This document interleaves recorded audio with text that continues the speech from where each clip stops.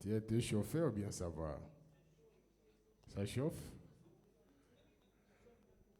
Mais ça va. Amen. Nous bénissons le Seigneur qui nous donne encore la force dans ce mois de juillet. Il est toujours présent sur son trône. Les canicules ne peuvent jamais le détruire. Il reste Seigneur, le maître de temps, de circonstances, le roi des rois, le prince de paix. Quand il y a la chaleur, il amène quoi? La fraîcheur. Quand il y a le soleil, il amène quoi? Amen. Quand il y a des troubles dans ton cœur, il t'amène la paix. Quand tu as tristé, il t'amène la joie. Quand tout ne marche pas, qu'est-ce qui t'amène? La solution. Dans la maladie, il est. Dans des problèmes, il est.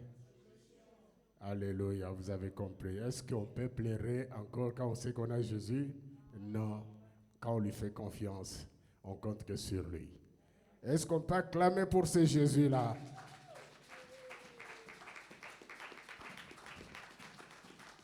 Est-ce qu'on peut acclamer pour ce Jésus? Le Jésus, ce n'est pas n'importe quel Jésus, mais le roi des rois, le prince de paix,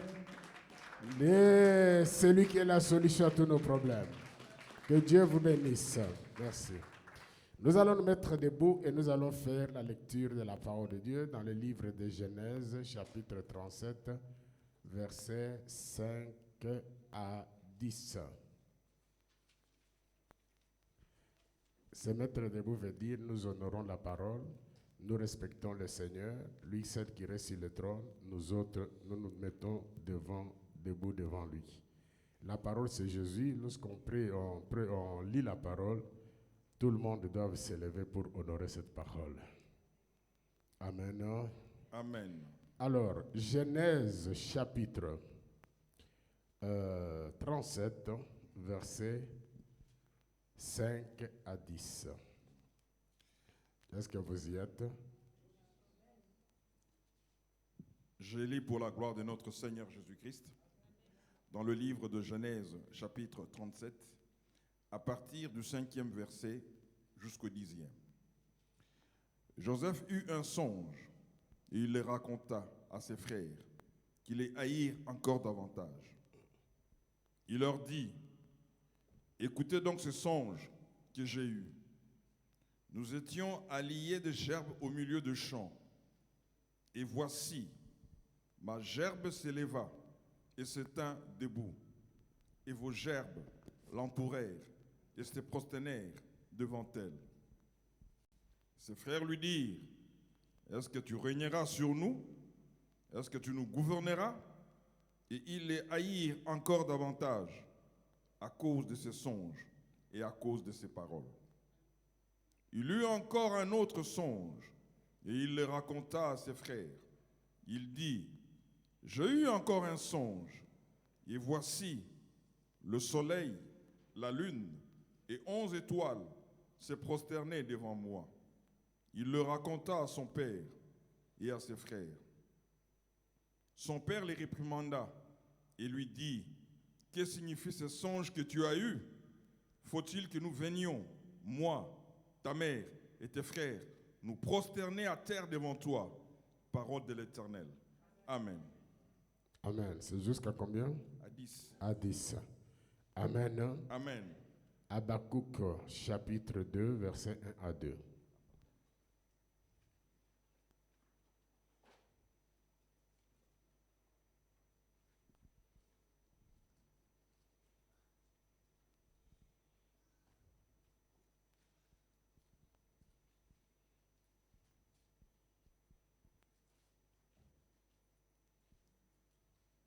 Habakkuk, chapitre 1, 1 à 2. versets 1 à 2. Chapitre 2. Chapitre 2, versets 1 à 2. Je lis pour la gloire de notre Seigneur Jésus-Christ. J'étais à mon poste et je me tenais sur la tour. Je veillais pour voir ce que l'Éternel me dirait. et ce que je répliquerai après ma plainte. L'Éternel m'adressa la parole, et il dit, écris la prophétie, grave-la sur les tables, afin qu'on la lise couramment. Amen. Tu t'es arrêté à combien? À 2. 3. Car c'est une prophétie dont le temps est déjà fixé. Elle marche vers son terme et elle ne mentira pas. Si elle tarde, attends-la. Car elle s'accomplira certainement. On peut dire certainement. Certainement. Ça veut dire que quoi, que comment, il finira par S'accomplir. car toutes les promesses de Dieu sont Amen. à la gloire du Père. Veuillez avancer s'il vous plaît là-bas, s'il vous plaît. Et oui, elle est Amen, à la gloire du Père. Amen. Amen. Amen. Amen. Deuxième rangée aussi. Amen. Amen. Que Dieu vous bénisse. Amen. Seigneur, nous bénissons ton nom. Ce matin, j'élève ta seigneurie. Je te dis que tu es Seigneur. Toi, le parfum du commencement. Toi, le victorieux ancien. Celui qui a la dernière nuée, ton nom s'appelle Lève-toi. En bonté, tu es magnifique. En sainteté, 3 fois saint. En puissance, tu es redoutable. Tu es celui qui détient l'immortalité et la puissance. Quand les hommes périssent, tu subsistes. Quand les hommes s'usent comme un vêtement, tu leur donnes comme un manteau. Quand les hommes jouent par ceux qui sont plus grands, tu joues par toi-même. Seigneur, tu es mon marteau. Tu es mon instrument de guerre. Par toi, j'ai brisé les royaumes. Par toi, j'ai détruit des nations. Par toi, j'ai brisé le cheval et son cavalier. Par toi, j'ai brisé, Papa, les chevals et son cavalier. Par toi, j'ai brisé les gouverneurs et les chefs. Par toi, j'ai brisé la sorcellerie et les sorciers. Par toi, j'ai brisé les maladies. Par toi, j'ai brisé les combats des mondes des ténèbres. Qui es-tu cette grande montagne devant Joseph Titia? Tu seras aplani. Saint-Esprit, mon Dieu, Saint-Esprit, mon chef, mon entraîneur, mon coach, j'ai besoin de toi. J'ai besoin de ta communion, j'ai besoin de ton partenariat. Libère ton atmosphère spirituelle. Béni sois-tu, au nom de Jésus. Amen.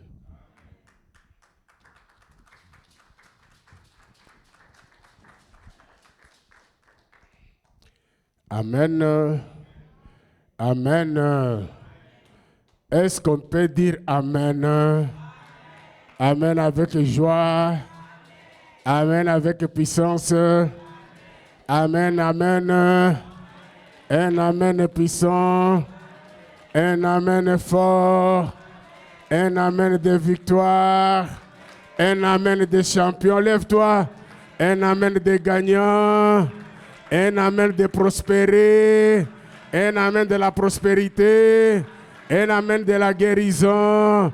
Un amen de la restauration. Un amen de bénédiction. Un amen de mariage. Un amen de millionnaire. Un amen fort. Un amen prolongé.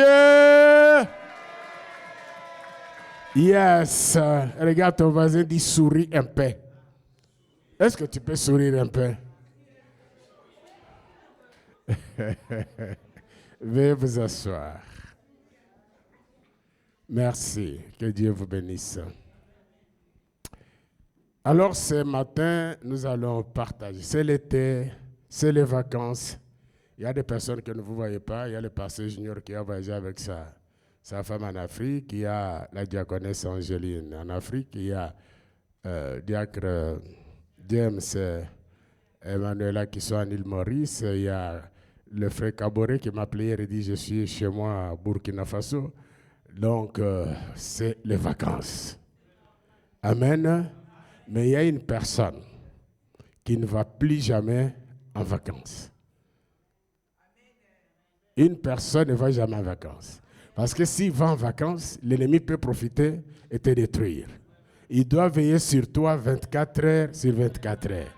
Lui ne dort pas, il ne sommeille pas, il ne part pas en vacances, il ne part pas au bord du lac, il ne part pas dans des montagnes.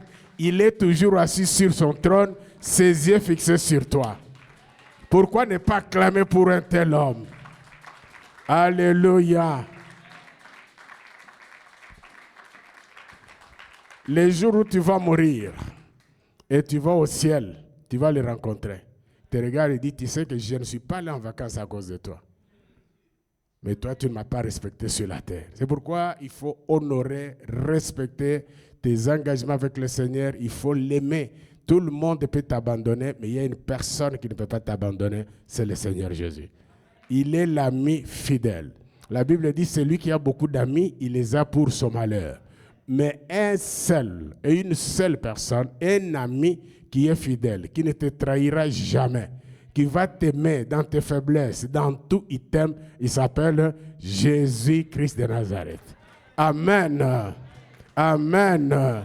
Les gens sont versatiles. Ils peuvent le matin t'aimer, le soir ne pas t'aimer, le matin t'aimer, le soir te critiquer, le matin faire semblant de te... Ce n'est pas un problème. Mais lui, il t'aime le matin, il t'aime à midi, il t'aime après-midi, il t'aime le soir, il t'aime la nuit, il t'aime quand tu dors et quand tu es réveillé. Jésus de Nazareth. Alors ce matin, j'ai un message bon. Dis qu'un message bon. Dimanche passé, on a vu quoi? Les oui et amen. Toutes les promesses de Dieu sont oui et amen. Il n'y a pas de non, c'est oui et amen. Il suffit de les saisir, les posséder et les miracles s'opèrent. Et ce matin, j'intitule mon message, je ne sais pas si mais je ne pense pas. Un arrêt n'annule pas la destination. Tu peux le dire à ton voisin? Il faut le dire bien en bon français. Donc, un arrêt n'annule pas la destination. La destination, mais ta destination. Ah, mais un arrêt n'annule pas la destination. Est-ce que tu peux le dire bien? Tu peux maintenant le dire à ton voisin. Pour la troisième fois. Tu peux le dire maintenant fort. Un arrêt n'annule pas la destination. Oh yes. Chacun de nous, tel que tu es là d'une manière ou d'une autre, Dieu t'a déjà parlé. Par des songes, par des prophètes, au travers de la parole, d'une manière ou d'une autre. Dieu t'a déjà dit ce qu'il veut de toi. Dieu t'a déjà dit qu'il veut t'amener. Dieu t'a déjà parlé ce qu'il veut que tu deviennes. D'une manière, c'est que tu as une destinée. Alléluia. Il y a une destination pour toi. Nous ne sommes pas accompagnés les gens sur cette terre. Nous sommes venus accomplir la volonté de Dieu.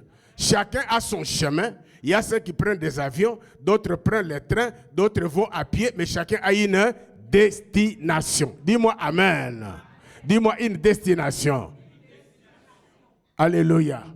Et si tu ne sais pas que Dieu t'a déjà parlé pour ta destination, tu vas commencer tout le temps à te perturber, te troubler. C'est lui qui connaît ce qu'il doit devenir. Ce que l'homme devient demain, c'est ce qu'il est d'abord aujourd'hui. Amen. Alléluia. Dieu t'a déjà parlé, même dans les songes, tu as déjà vu des choses, et tu sais ce que Dieu t'a dit. Personne sur cette terre, Dieu ne l'a pas créé, envoyé pour échouer. Il a dit, je souhaite que vous prospérez à tous égards, que vous soyez en bonne santé comme prospère l'état de votre âme. Tous égards veut dire, sur tous les plans, matériels, financiers, professionnels, sociaux, nous devons prospérer. Dieu ne nous a pas appelés à des échecs, Dieu nous a appelés à la réussite. Dieu a dit, mariez-vous, multipliez-vous. Dieu vous a dit que fécondez-vous, ayez de l'argent, soyez prospères, allez de l'avant. Il y a des ministres, il y a des PDG, il y a des grands commerçants, il y a des grands hommes d'affaires, des grandes femmes, ainsi de suite. Mais tout dépend de toi. Alléluia. Dis-moi, un arrêt n'annule pas la destination. Mais qu'est-ce qui arrive Un arrêt, ce sont des difficultés, des choses que nous rencontrons dans notre parcours. Les gens pensent que lorsque Dieu m'a dit que tu seras un tel, ça sera que la route sera comme l'autoroute. Non, il n'y aura pas d'autoroute. Ça dit, il y a toujours la route secondaire. Tu trouveras le policier, tu trouveras toutes les personnes qui paient le feu rouge, qui t'arrêtent et tout ça, ce sont des arrêts. Mais malgré qu'il y a le feu rouge, malgré qu'il y a la police qui t'arrête, mais il y a le contrôle de papier quand tu es en voiture, ta destination, c'est ta destination. Quand tu prends un train ici à Lausanne, tu vas aller où? À Genève pour prendre ton vol.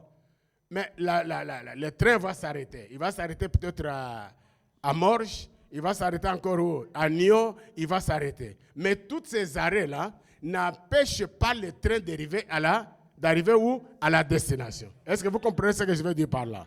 Quelqu'un peut me dire Amen? Elle peut me dire Amen? Un bon Amen. Nous avons un autre ami, nous venons de faire la lecture, Joseph. Joseph avait eu des songes de sa destinée. Il a eu ça 2 fois, 3 fois. Et ici, je voulais ouvrir une parenthèse. Lorsque Dieu te parle, surtout pour des grandes décisions, des grandes choses de ta vie, et il faut chercher à ce que Dieu, quand il t'a parlé, qu'il te reparle encore. C'est-à-dire qu'il parle, il confirme, il reconfirme. On ne prend pas les choses à la légère. Amen. Ben pour des petites choses, ça peut être, mais pour de grandes décisions, tu veux prendre le mariage, une décision quelconque que tu veux prendre, je ne sais pas dans le ministère, je ne sais pas dans d'autres domaines, vraiment qu'il y a beaucoup de risques. Il faut que même si tu as écouté la voix de Dieu, j'ai déjà prêché ici, il faut que Dieu fait quoi? Te confirme et te reconfirme. Amen. Et tu es sûr que Dieu m'a parlé. Dieu a parlé à Joseph dans le songe. Il lui a parlé, il lui a donné le premier songe où sa gerbe était élevée plus que les autres. La deuxième fois, il a montré les songes de quoi? Les soleils et les quoi? La lune et les étoiles. C'est-à-dire que 2 fois, il a parlé, c'est-à-dire il a confirmé cela, mais qu'il a présenté dans les 2 tableaux différents. Lorsque Dieu veut te confirmer ce qu'il a dit, il ne va pas répéter de la même façon comme il t'avait montré la première fois. Non, il va te donner un autre tableau, mais qu'il faut interpréter, comprendre que c'est la même chose avec la première vision ou la première révélation. Amen. Est-ce que je me fais comprendre? Alors, une fois que Joseph a reçu ces 2 songes, il savait ce qu'il allait devenir. Ces 2 songes parlaient de sa destinée ou sa destination. C'est que Joseph allait devenir. Mais par amour de la famille, par amour, de la joie qu'il avait, il a raconté ses songes à ses frères et à son père. Bizarrement, les frères et le père commencent à lui poser des questions. Tu veux dire que toi, tu vas régner sur nous. Tu vas dire que toi, tu vas nous dominer. J'aimerais vous dire, bien-aimé, ta bénédiction ne fera pas la joie de tout le monde, même les gens de ta propre famille. Ta bénédiction suscitera, ça sera un sujet de jalousie. Amen. Amen. La jalousie, c'est un problème, ce n'est pas le problème de mon père, ma mère, mon enfant, même les gens de tes frères, même tes amis. Lorsque tu es béni, il va y avoir une grande bénédiction sur toi, c'est la jalousie qui commence. Consciemment ou inconsciemment. Même ton mari peut devenir jaloux. On était au Ghana, et quand je faisais le séminaire de famille, je crois que c'était restauration de famille. Alors il y a une femme qui m'a dit, tu vois papa, nos maris ici de Ghana, ils sont mauvais. Moi, je dis pourquoi? Il dit, si tu commences une affaire, ça commence à marcher, il va faire tout pour te faire échouer, que ça ne marche pas. Je dis pourquoi? Il dit non. Ils disent que si ça marche et puis tu as l'argent, tu ne seras pas soumise, tu vas devenir rebelle. Ils donnent toutes leurs raisons. Donc, les hommes sont obligés de le faire échouer dans leurs affaires pour qu'ils soient soumis à eux. C'est la méchanceté. Amen. Amen. La jalousie, il y en a comme ça. Il y a des gens comme ça. Alors, notre ami Joseph raconte le songe à ses frères. Et ses frères, après avoir, même son propre père, après avoir posé ces questions, la Bible dit Isaïe, Isaïe qui? Joseph. Qui les a eu? Ses propres frères. La jalousie a pris leur cœur. Pourquoi? Parce que les songes, ils comprenaient qu'il s'agissait d'une grande élévation. Alléluia. Alléluia. Alors, dès qu'il a eu son songe, le combat de Joseph commence. Lorsque tu as des grandes révélations sur ta vie, le combat va commencer. Beaucoup de gens se posent la question, mais pourquoi tous ces combats? Pourquoi ceci, cela? Pourquoi ceci, cela? Je suis en train de dire que ta bénédiction va susciter quoi? La jalousie. Dis-moi amen. Amen. Dis-moi amen. Amen. Dis-moi amen. Amen. Dis-moi amen. Amen. Ta bénédiction va susciter quoi? La jalousie. Même dans le ministère que nous faisons, lorsque Dieu t'élève, Dieu t'utilise, tu vas voir à côté, à gauche, à droite des amis qui deviennent jaloux. Des faux témoignages commencent, beaucoup de choses. Mais ce n'est pas un problème. C'est ça même ce qu'on appelle les arrêts. Amen. Alors notre ami Joseph, ses frères l'ont haï et ses frères l'ont vendu. Comment vous pouvez vendre votre propre frère? À cause des songes. Les songes avaient l'interprétation de la grandeur et de l'élévation. Alors on l'a vendu. Lorsque quelqu'un te vend, ce n'est pas pour te faire du bien. Aujourd'hui, il y a ceux qui nous vendent, pas forcément physiquement, mais dans le monde spirituel. Un féticheur de ta famille, quelqu'un qui va aller voir le marabout, le féticheur, il prend ton nom, c'est toi qui donnes là-bas, il te sacrifie, il bloque ta vie pour que lui règne. C'est une manière de te vendre. Il y a des gens qui souffrent, qui ne pouvaient pas souffrir parce que leur vie, donc leurs bénédictions sont utilisées par d'autres personnes. Il y a des gens qui ne se marient pas parce que leurs mariages ont été vendus dans le monde des ténèbres. Il y a d'autres personnes, même mariées, mais qui vivent pas heureux parce que leurs mariages ont été sacrifiés dans le monde des ténèbres. Il y a des personnes qui vivent dans la pauvreté alors qu'ils sont destinés à être riches parce que leurs richesses ont été vendues dans le monde des ténèbres. Alléluia. Mais après ce message, tout va se restaurer par le nom de Jésus. Un arrêt n'annule pas la destination. Alors, une fois vendu, Joseph pouvait se poser des questions. Mais Dieu, tu m'as dit que moi, je serai élevé. Ce n'est pas être vendu. Là où on me vend, si je vais aller plus loin, je serai esclave. Tu ne m'as pas dit je serai esclave. Tu m'as dit je serai grand, je serai élevé, je serai béni. Mais comment j'ai vu le contraire de ce que tu m'as dit? C'était un arrêt. Le premier arrêt dans la vie de Joseph, c'était la vente par ses frères. Le contraire de ce que Dieu lui avait montré.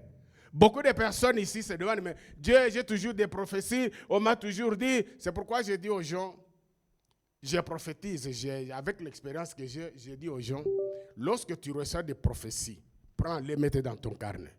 Mais vivez selon la foi, selon la parole. Est-ce que tu me comprends ça? Parce que si tu veux vivre selon la prophétie, tu seras découragé. Parfois, tu risques d'abandonner ta foi. Amen. Ce n'est pas que les prophéties sont fausses, mais ça dépend de la manière dont tu les interprètes. Parfois, ça tarde. Parfois, il y a des combats, comme je l'ai dit, mais si tu n'es pas préparé, tu peux abandonner ta foi. Mais quand tu vis, même si tu as ça, vis selon la foi, parce que la grande prophétie qui ne trompe pas, c'est la parole de Dieu. Alléluia, qui est le oui et le amen. Amen. Alléluia. Il y a beaucoup de gens, j'ai vu quelqu'un m'a dit, pas regarder, j'étais à Paris, je regardais mon carnet. Trop de prophéties, mais ça ne s'accomplit pas. Ce n'est pas que c'est faux.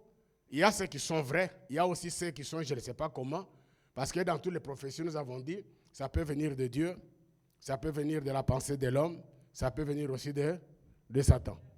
Vous voyez un peu? Maintenant, si tu as reçu ce Dieu, même si ça tarde, ça finira, mais il faut être patient. Mais si tu as reçu ce qui vient de la pensée de l'homme, il t'a regardé, et puis t'a collé, ça ne va pas s'accomplir parce que ça vient dans la pensée de l'homme. Mais une chose qui est vraie, c'est ce que la parole de Dieu te dit là. Il n'y a pas de tricherie. Il n'y a pas de non, c'est oui et amen. Et ça doit s'accomplir. Parce que ici, c'est Dieu lui-même qui parle. Alléluia. Joseph pouvait se poser des questions, mais pourquoi on m'a vendu? On l'a vendu, il s'est retrouvé dans la maison de Potiphar. Premier arrêt, la vente. Le contraire de ce qu'il avait reçu comme révélation. Est-ce que vous m'entendez bien? Dieu te dit, toi là, Tu vas te marier l'année prochaine. Toi là, tu seras élevé. Mais tu vois les choses, ce que tu vis, c'est le contraire de ce qu'on t'a dit. Ce n'est pas que c'est faux ce qu'on t'a dit, mais ce sont des arrêts. Alléluia.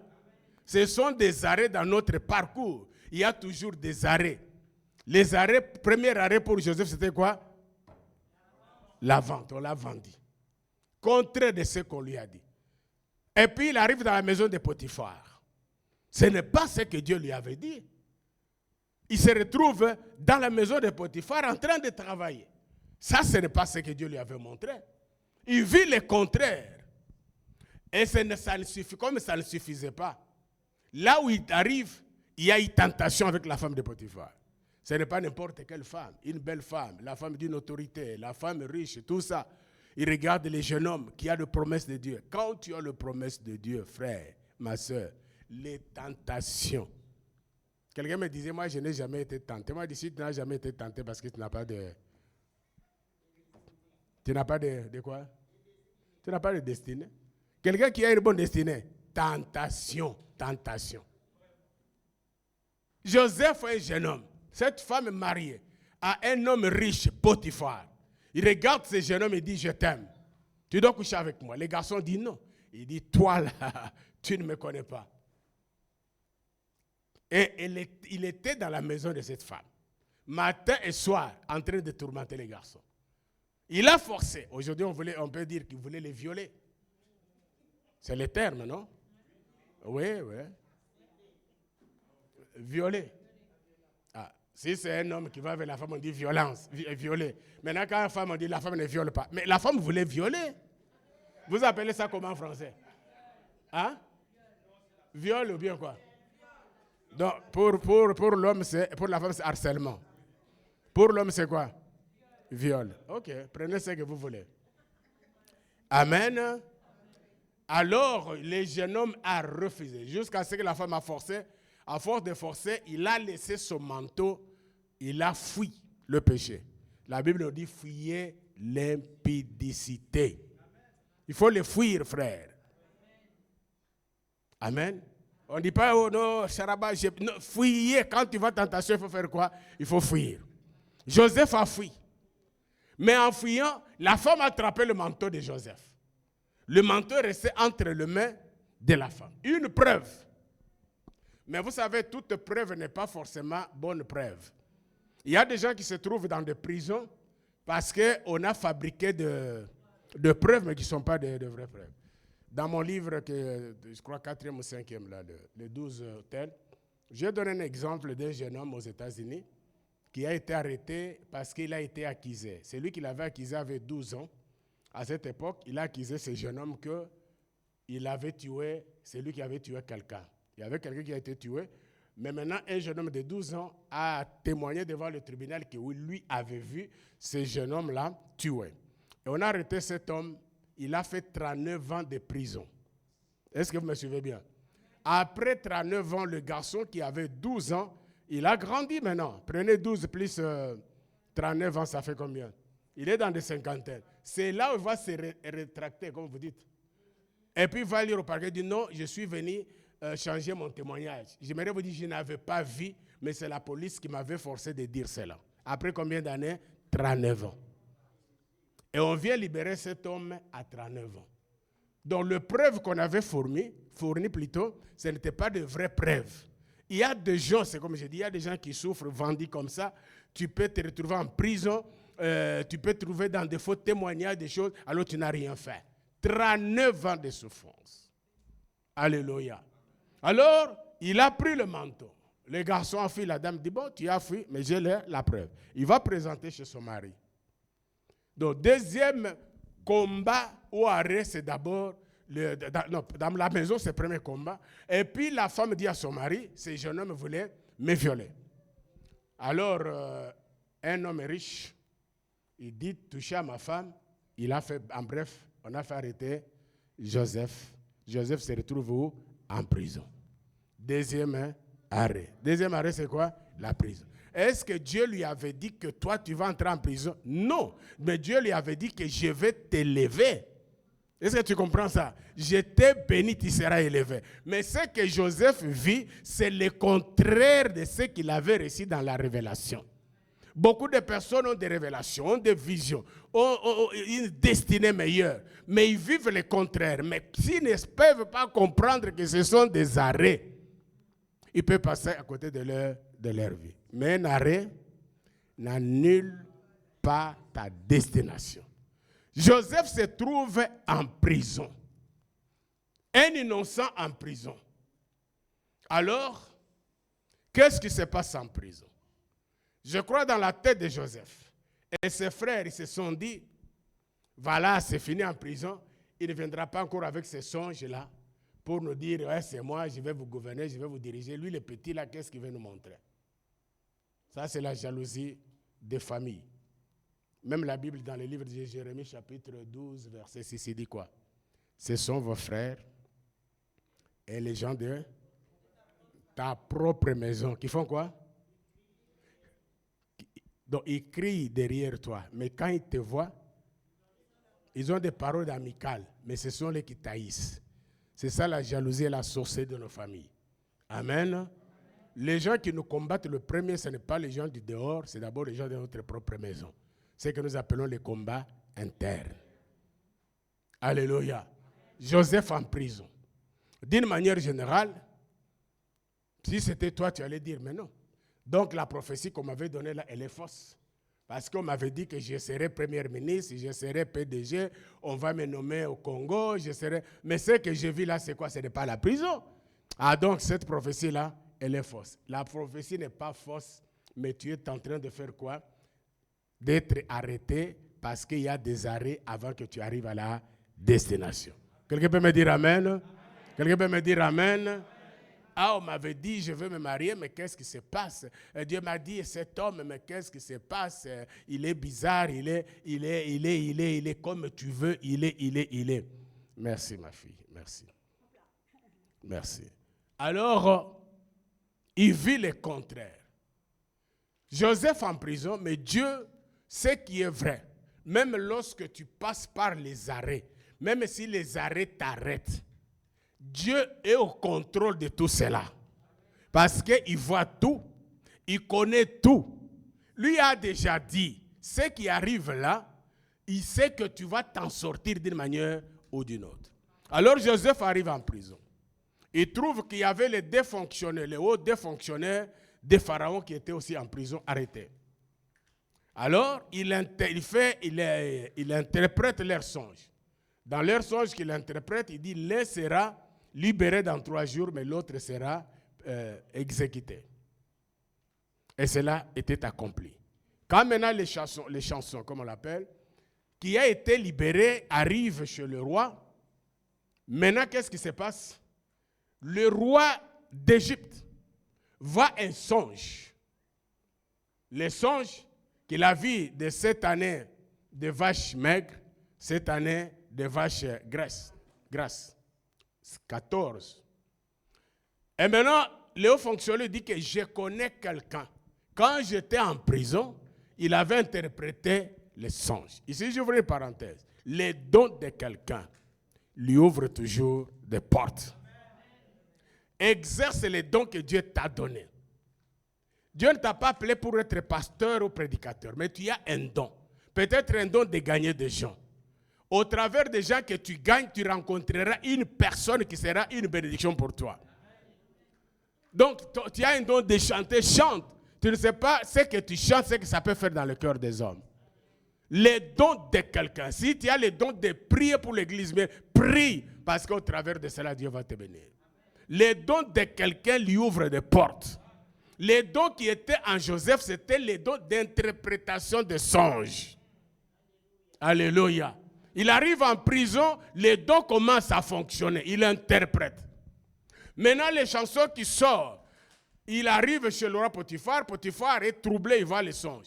Il appelle toute son équipe, personne ne pouvait interpréter. Alors, le haut fonctionnaire dit, j'étais en prison. Je connais un homme du nom de Joseph. Il avait interprété, il peut interpréter ton songe.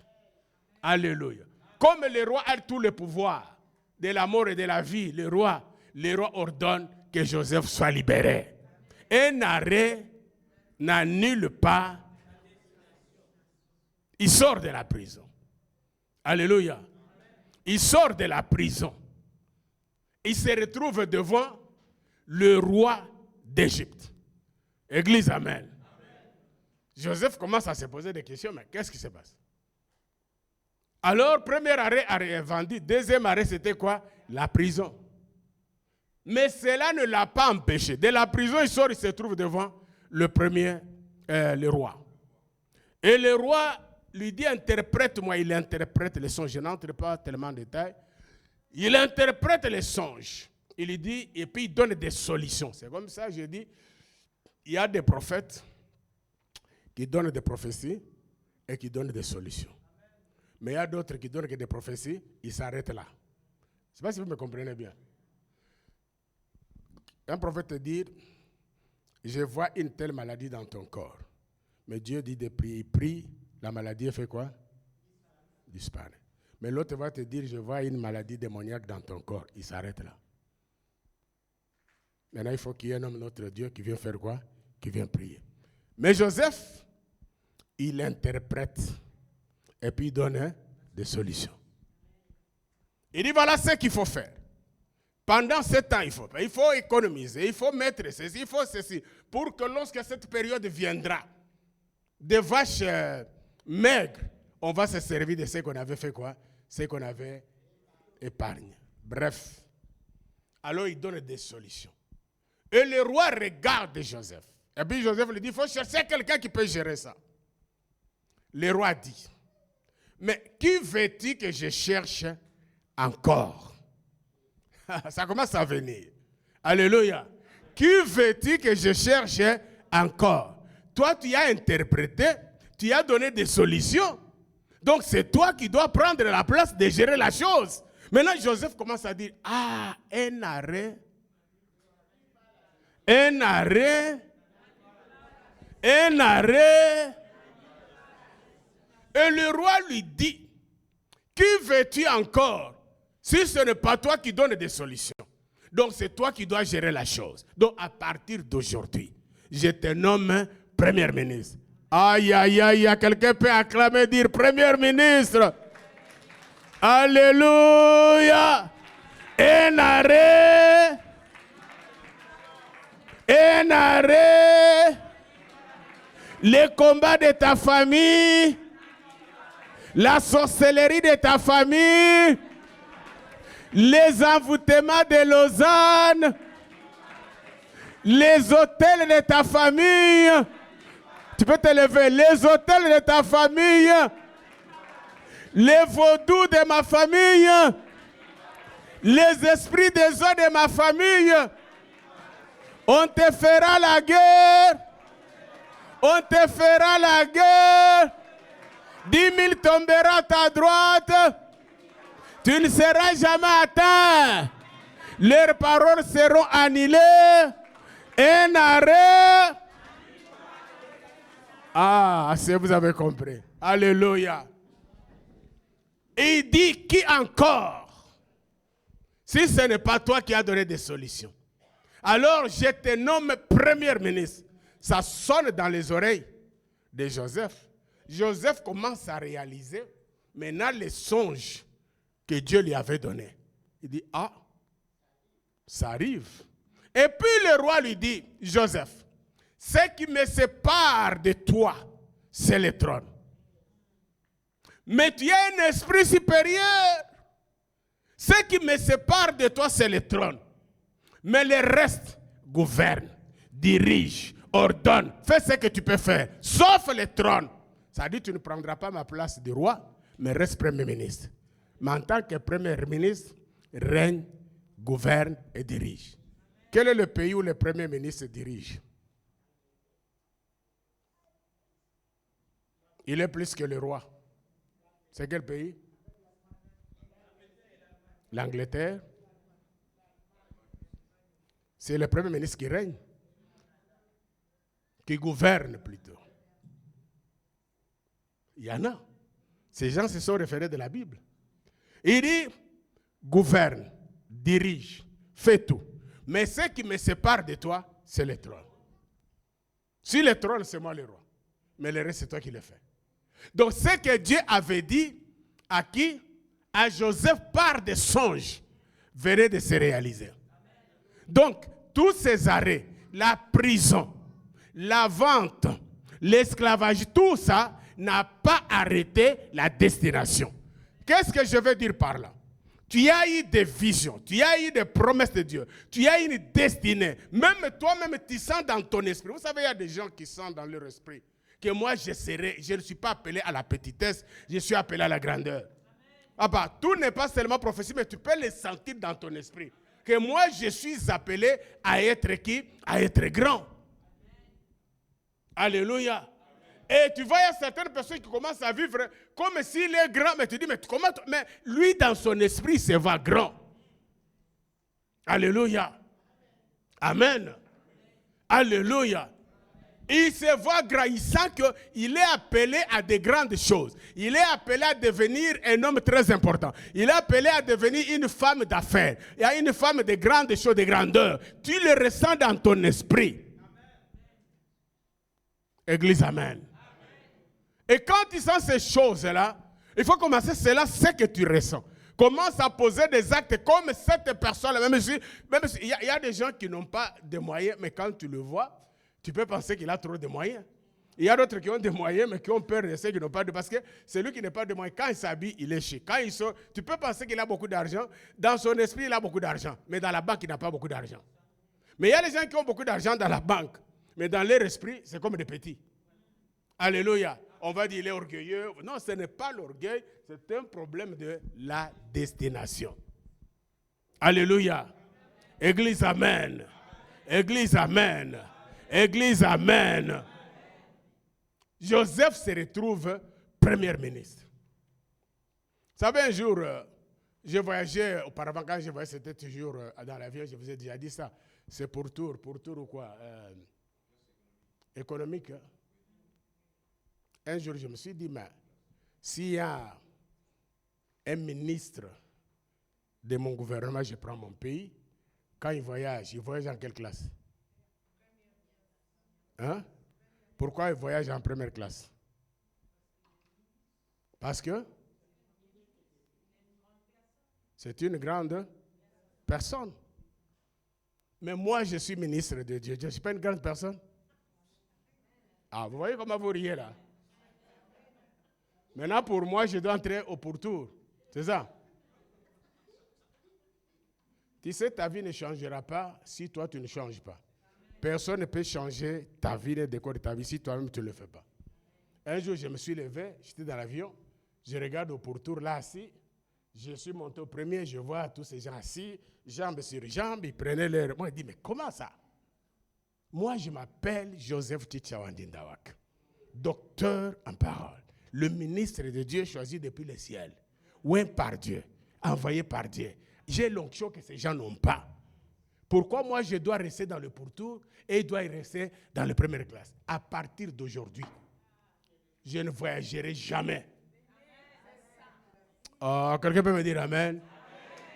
J'ai dit à partir de ce jour-là, je ne prendrai jamais le billet de classe économique. Quand tu parles à un ami, tu sais combien ça coûte. C'est ça le problème. J'ai dit ça coûte. Qui cherche l'argent? C'est moi qui cherche l'argent. Qui peut faire mon bonheur? C'est moi-même qui fait mon bonheur. Tu sais qu'il y a des fois, on a perdu beaucoup d'argent. 10 000, tu as perdu. 5 000, tu voulais faire voyer ton frère. On a bouffé. On a toujours perdu l'argent.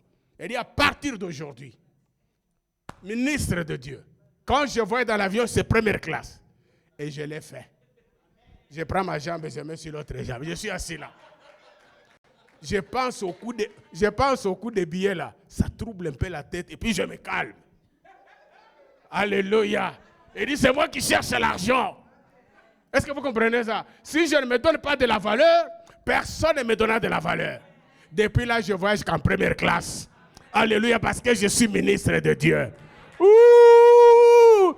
Un arrêt pas la destination, frère. Tu n'es pas ce que le monde dit que tu es, mais tu es ce que Dieu dit que tu es. Tu n'es pas n'importe qui. Tu n'es pas venu accompagner les autres sur la terre. Tu es venu t'accompagner toi-même. Tu es du pétrole noir. Tu es de l'or. Tu es le diamant. Ta vie, c'est une musique qui se chante sans parole. Ta vie, c'est une guitare qui se chante sans parole. Tu n'es pas n'importe qui. Tu es le produit noir. Tu es du diamant. Tu es de l'or. Tu es le diamant. Tu as de la valeur. Tu n'es pas n'importe qui.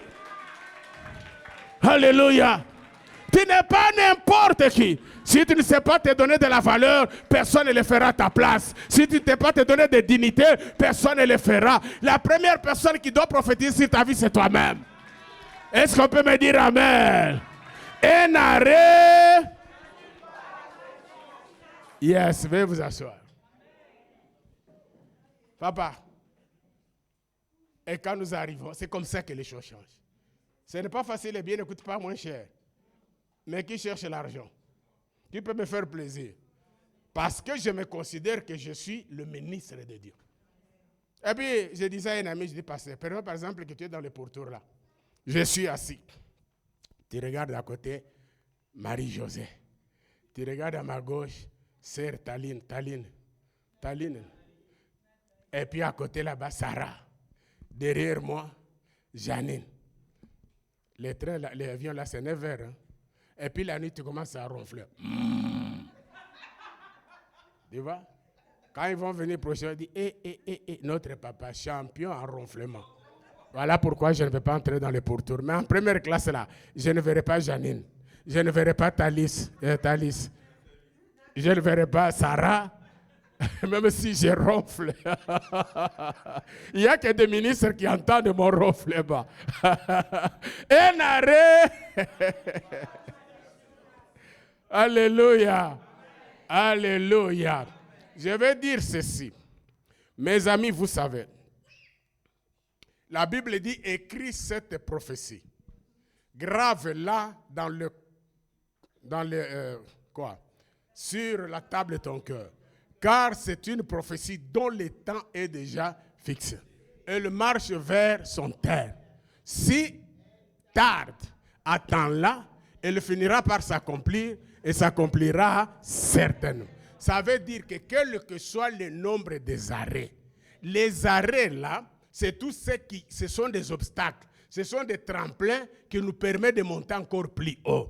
Les arrêts ne nous tuent pas. Les arrêts ne nous empêchent pas, ça nous bloque, mais la destination est déjà définie pour toi. Tu es ce que Dieu a dit que tu es, tu n'es pas ce que les hommes disent que tu es. La sorcellerie peut te combattre, le monde des ténèbres, les hôtels, mais tu finiras toujours par arriver. Tout ce qui t'arrive là, les obstacles là, les combats, ce sont des arrêts, frères. Joseph pouvait dire, mais comment je peux me retrouver en prison? Mais de la prison, il devient premier ministre. Ce que tu vis là, ce sont des arrêts. Parce que le monde des ténèbres sait bien que cette personne est appelée à la grandeur. Tu sais, quand chaque fois tu es à côté, tout près de ta bénédiction, il y a toujours quelque chose qui va se passer. Ce sont des arrêts. C'est pourquoi il faut lever la main et dire, Seigneur, je te bénis. Le Seigneur a dit, rendez-moi grâce dans toutes circonstances, bonnes ou mauvaises. Dans ces arrêts, Dieu nous enseigne. Dans ces arrêts, Dieu nous apprend. Tu peux être dans un mariage, je ne sais pas dans quoi, des combats, des difficultés. Il ne faut pas toujours voir, c'est la faute d'un tel. Mais il faut réfléchir, pourquoi toutes ces choses m'arrivent? Il y a un enseignement là-dedans. Il y a un langage de Dieu dedans là-bas. Dieu te dit, tu veux devenir grand, mais si tu ne peux pas régler les petits problèmes de ta maison, comment peux-tu devenir une personne qui peut diriger de grandes personnes?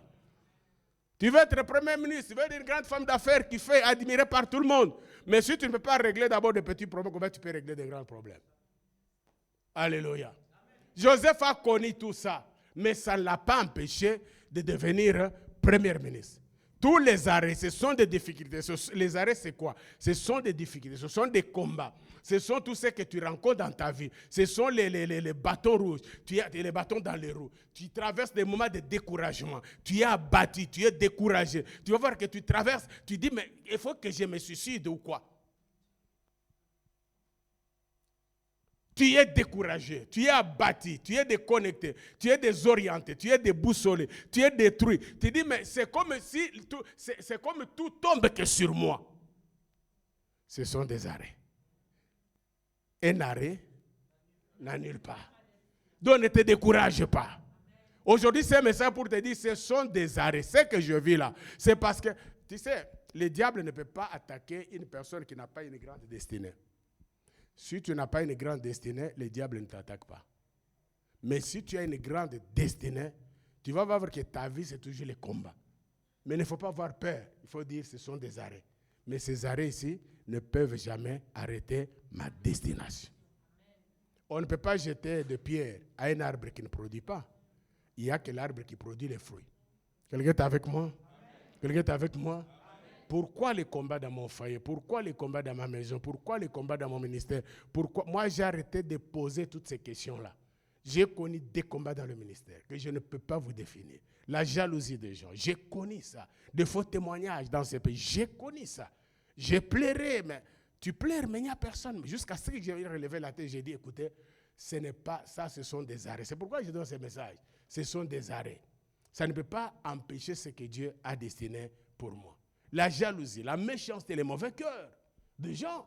On veut ta mort, on veut tout ça. Mais Dieu qui a décidé de t'amener plus loin là, malgré cela, il va t'amener plus loin. Alléluia. Ne regarde pas ton âge, ne regarde pas tout ce qui se passe. La Bible dit ne pensez plus aux événements passés. Il y a des choses que tu as vécues dans le passé. Il y a des gens qui vivent sur le passé. J'ai connu ça. Non.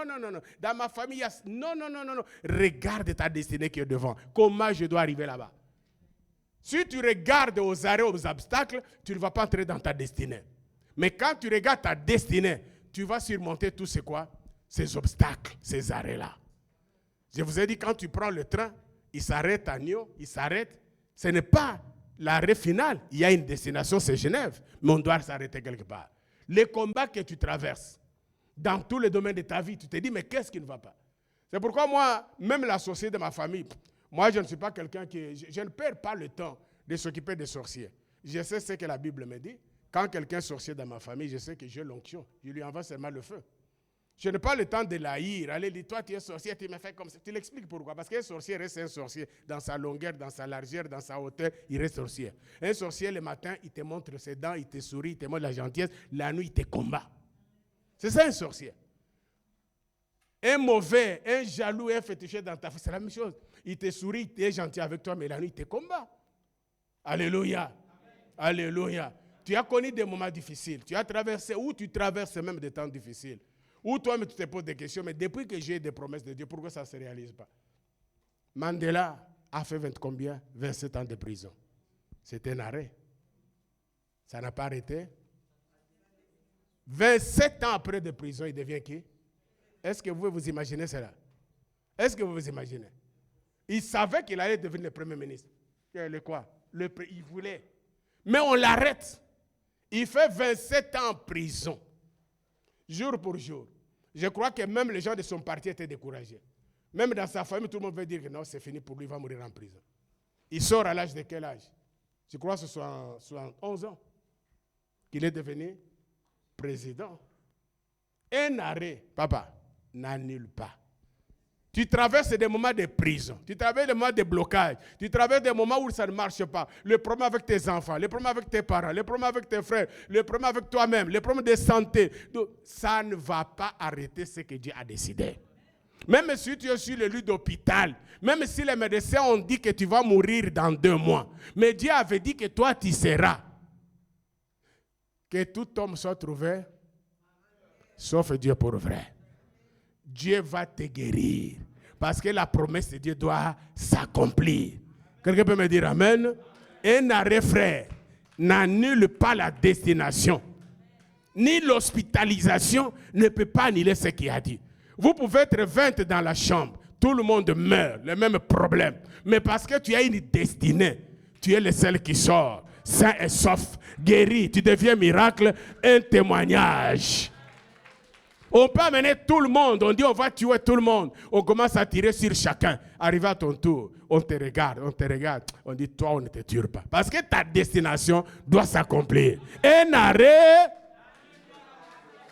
On te fera la guerre. Tu as des combats, frère. Il y a des gens qui ont des problèmes dans leur famille. Ils doutent même de Dieu. Tu sais, à un moment, tu peux me douter de ton Dieu. Tu commences à dire, est-ce que Dieu est là, il me connaît? J'aimerais te rassurer que Dieu te connaît. Et puis, il t'aime. Son amour est constant. Il n'a pas besoin que tu lui donnes quelque chose pour qu'il t'aime parce que tout son être, c'est un amour. Il connaît ce qu'il a dit. Maintenant, le problème est qu'aujourd'hui, quand tu comprends ces messages, tu continues à l'aimer, à l'adorer, à l'exalter, à lui dire que Seigneur, je suis convaincu, je sais, j'ai compris maintenant tout ce que je traverse, ce sont des arrêts. Mais les arrêts là ne peuvent jamais faire quoi?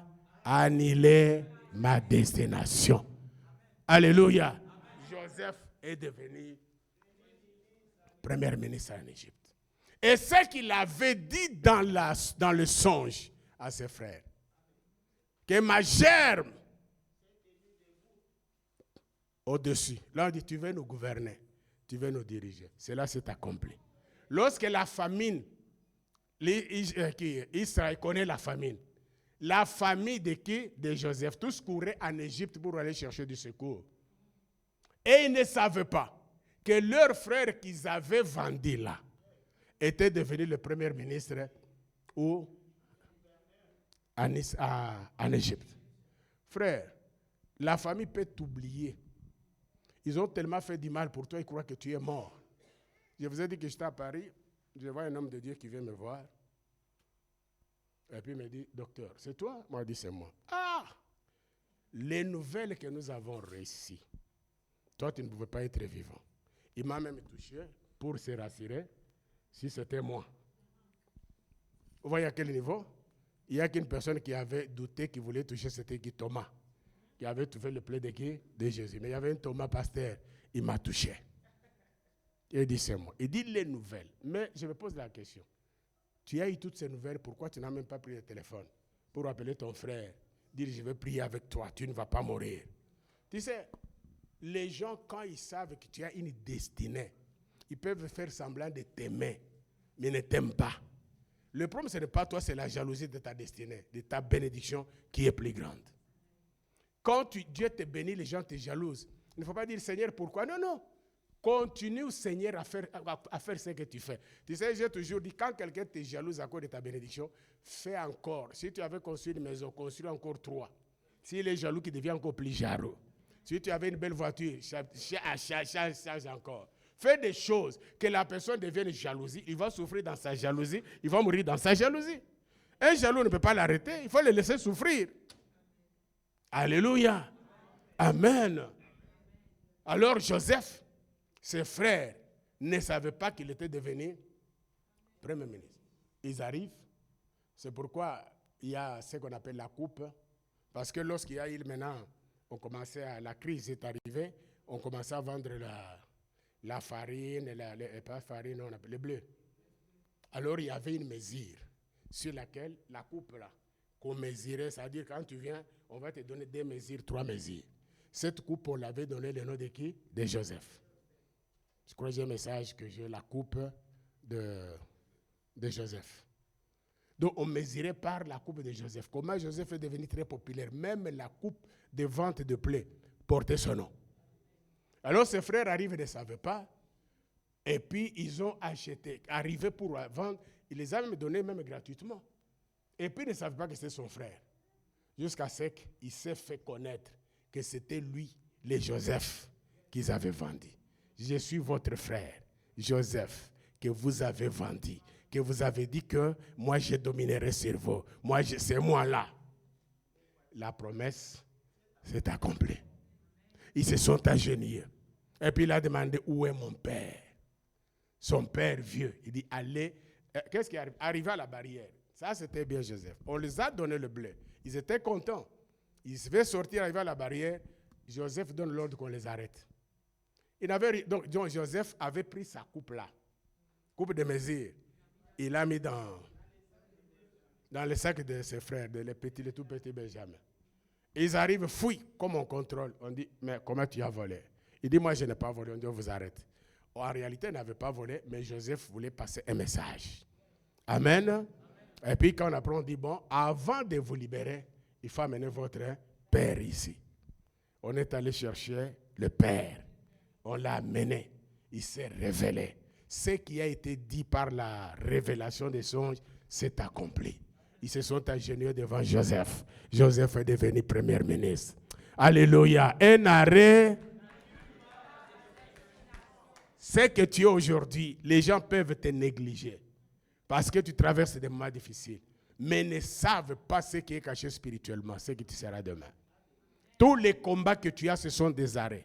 Toutes les difficultés que tu rencontres, ce sont des arrêts. Les découragements que tu as, tu as des soucis, tu veux te suicider. On m'a appris qu'il y a un jeune homme, je crois dans mon pays, il n'avait pas l'argent pour payer les soins, il s'est jeté au 2e, 3e étage de l'hôpital, il est mort. Et c'était la solution. Il faut gérer.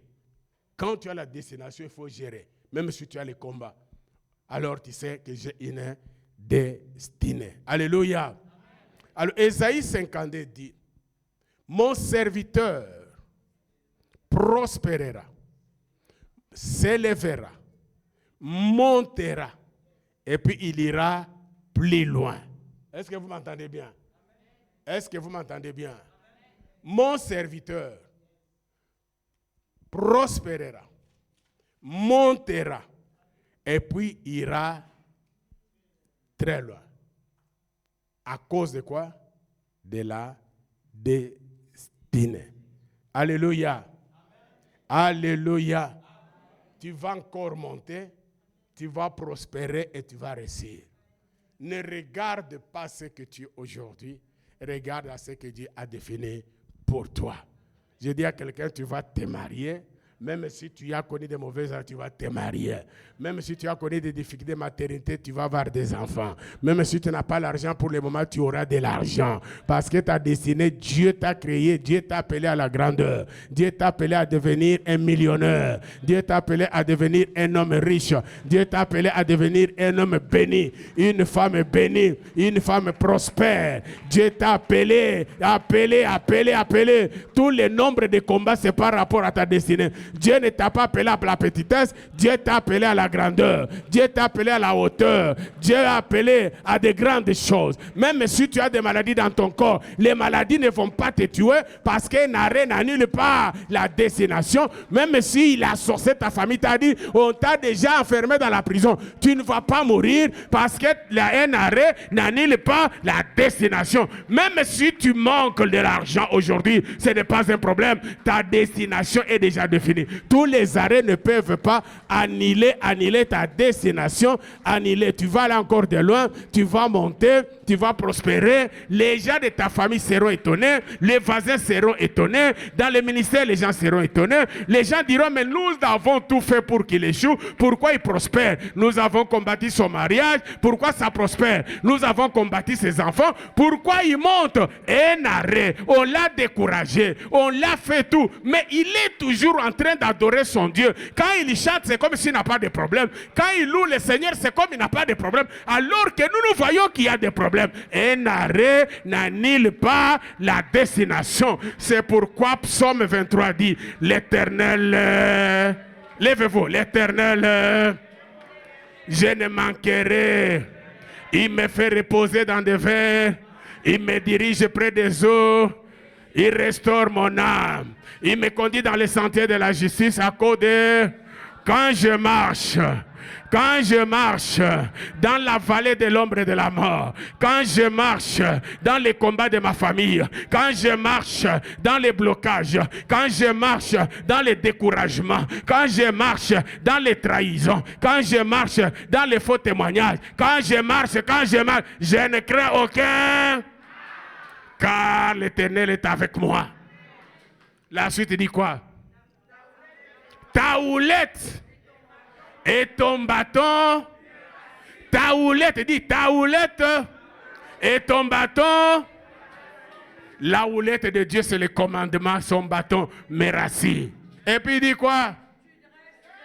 Tu dresses Une table en face de mes adversaires, en face des sorciers de ma famille, en face des sorciers du quartier, en face des sorciers des jaloux. Tu dresses une table. Ils sont de l'autre côté. Les sorciers de l'autre côté. Les jaloux de l'autre côté. Les jaloux de ma famille. Les jaloux des voisins. De l'autre côté. La table nous sépare. La table nous sépare. Tu dresses une table, tu nous sépares. Moi, je suis de l'autre côté. Mes ennemis de l'autre côté en train de me regarder.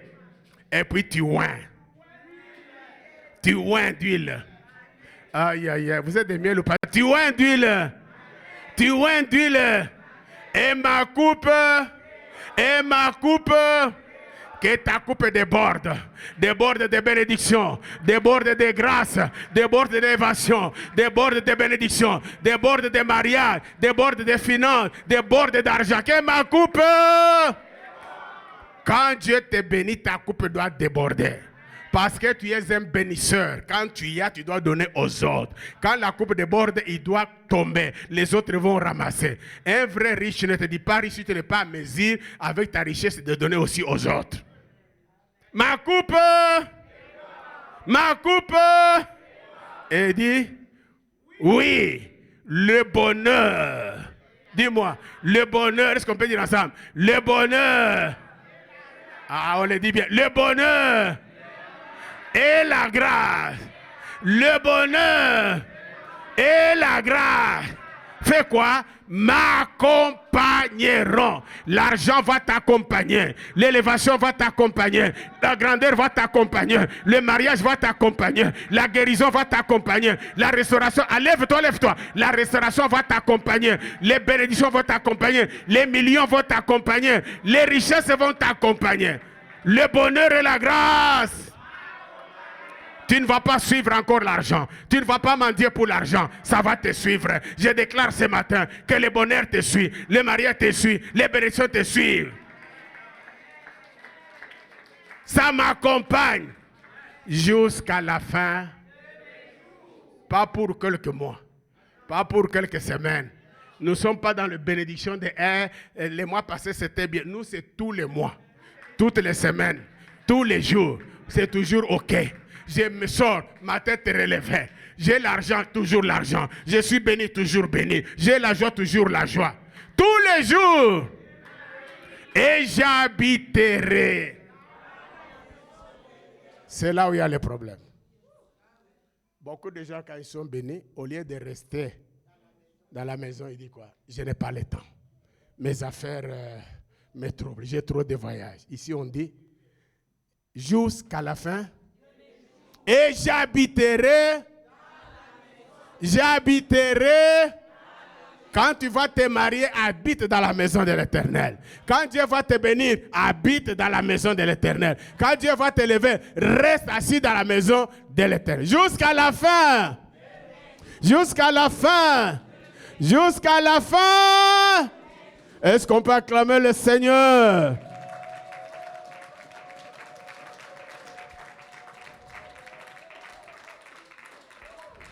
Oh! Lève tes deux mains. Lève ta main droite. Seigneur, j'ai compris ce message.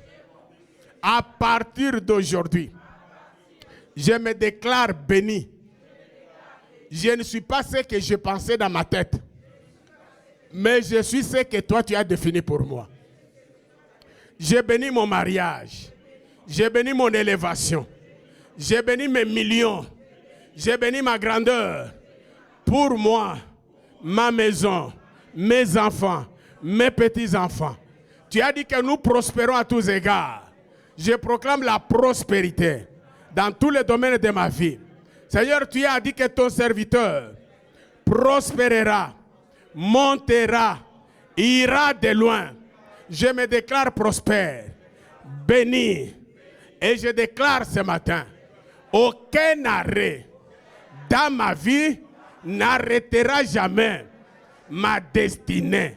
Je suis béni au nom de Jésus. Amen. Que mon Dieu vous bénisse.